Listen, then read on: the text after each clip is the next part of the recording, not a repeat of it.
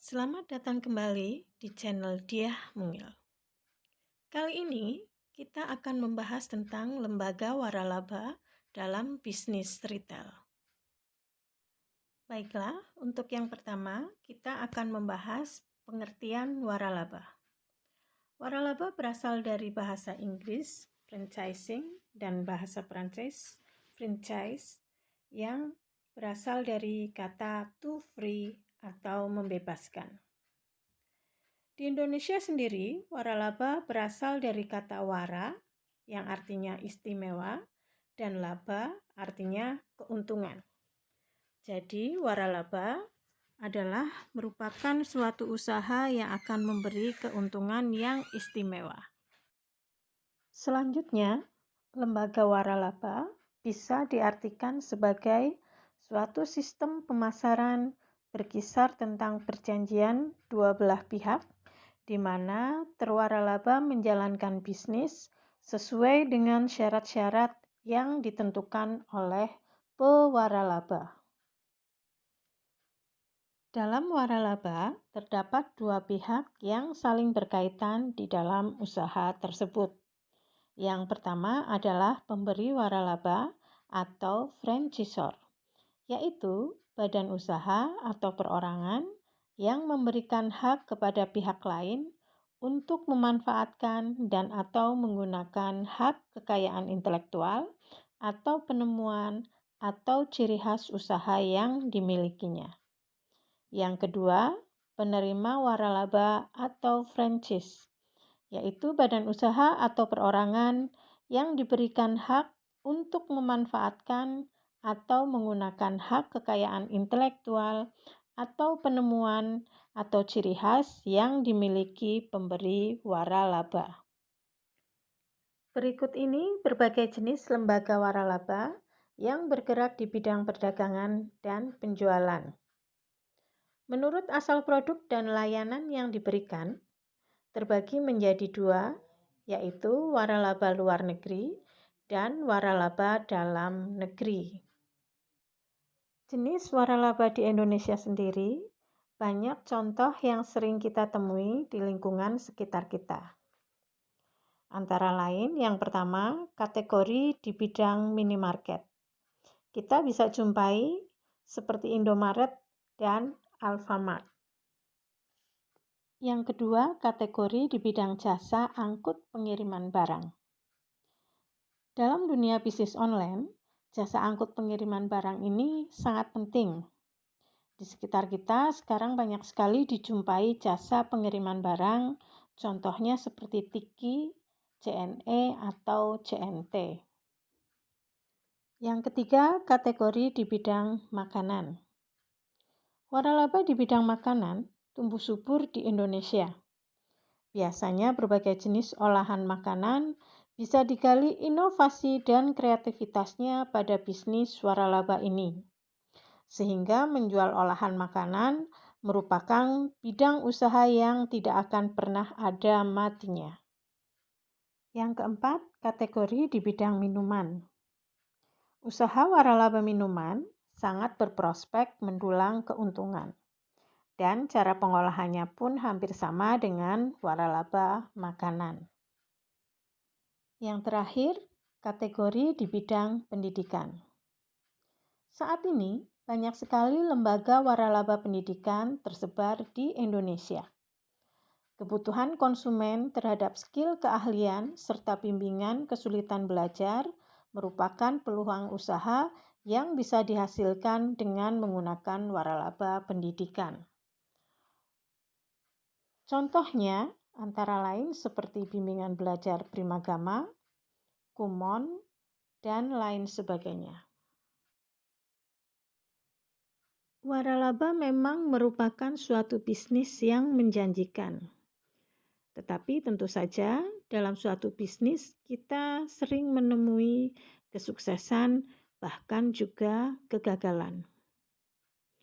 Berikut ini kita pelajari bersama keuntungan yang bisa dihasilkan dalam bisnis waralaba, juga kegagalan yang dapat terjadi di dalam bisnis waralaba.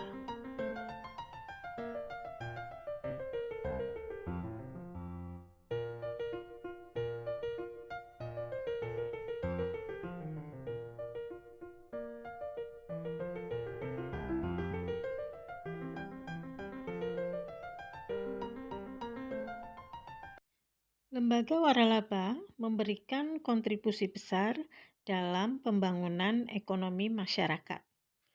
Pengusaha kecil mampu memanfaatkan sistem waralaba dalam mengembangkan usahanya. Berikut ini berbagai peranan lembaga waralaba dalam dunia bisnis dan pemasaran. Peranan yang pertama, waralaba mendapat keuntungan dengan resiko yang lebih rendah karena produk yang dihasilkannya sudah mempunyai nama dalam pandangan pemikiran konsumen. Berikut 4 peranan lembaga waralaba dalam dunia bisnis dan pemasaran. Pertama, waralaba mendapat keuntungan dengan resiko yang lebih rendah karena produk yang dihasilkannya sudah mempunyai nama dalam pandangan pemikiran konsumen. Yang kedua, waralaba dapat memanfaatkan hasil penelitian dan pengembangan franchisor dalam memperbaiki bisnis. Ketiga, waralaba mendapat pelatihan khusus yang telah terstruktur dari pihak franchisor atau pemberi waralaba untuk mengatasi kendala pengetahuan yang mereka miliki. Keempat, waralaba mengeluarkan biaya yang lebih rendah dibandingkan bila mereka mencoba menjalankan bisnis sejenis secara mandiri. Adapun syarat untuk mendirikan usaha jenis waralaba sebagai berikut. Yang pertama, merupakan warga negara Indonesia. Kedua, menyediakan lokasi tempat usaha di area komersial dengan luas ideal 120-200 meter persegi. Yang ketiga, memiliki kelengkapan perizinan usaha seperti IMB, SIUP, TDP, NPWP, dan lainnya. Yang keempat, menyediakan dana investasi dengan nilai estimasi minimal 400 juta. Yang kelima, memiliki jiwa entrepreneur atau kewirausahaan dan fokus pada sistem waralaba. Selain beberapa syarat utama yang tadi, masih ada syarat tambahan yang dibutuhkan untuk memulai bisnis waralaba. Yang pertama adalah memenuhi jaminan hak kekayaan intelektual atau HKI. HKI merupakan sebuah hasil pemikiran dari seseorang yang berhasil menghasilkan suatu produk yang bisa berguna bagi banyak orang.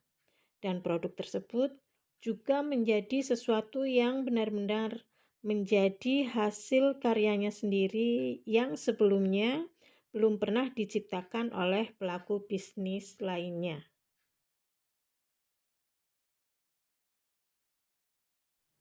Yang kedua, membuat sistem pembukuan administrasi. Fungsi dari sistem pembukuan ini adalah sebagai bahan evaluasi dari waktu ke waktu dan bisa juga untuk mengetahui apakah usaha waralaba mengalami keuntungan atau kerugian dengan membandingkan laporan keuangan. Ketiga, wajib memiliki SOP atau Standar Operasional Prosedur. SOP berupa sebuah dokumen yang berkaitan dengan prosedur yang dilakukan secara kronologis untuk menyelesaikan suatu pekerjaan. Keempat, memiliki ciri khas. Usaha waralaba ini menjadikannya berbeda dengan usaha lainnya adalah dalam hal ciri khas yang dibuat untuk usahanya. Biasanya produk usaha waralaba dibuat unik dan berbeda, sehingga mudah diingat oleh konsumen. Sebagai contoh bisa kita lihat dengan nama-nama produk yang memiliki ciri khas yang sangat unik. Syarat mutlak lainnya untuk mendirikan usaha waralaba adalah adanya kesinambungan usaha waralaba. Sebuah usaha yang benar-benar berjalan dengan baik dan menunjukkan sebuah kemajuan atau perkembangan. Sehingga dalam mengelola usaha waralaba hendaknya konsisten dan terus menunjukkan perkembangan. Sampai di sini dulu pembahasan kita mengenai waralaba. Di lain kesempatan, kita bertemu lagi dalam pembahasan materi yang lain dalam mata pelajaran pengelolaan bisnis retail. Wassalamualaikum warahmatullahi wabarakatuh.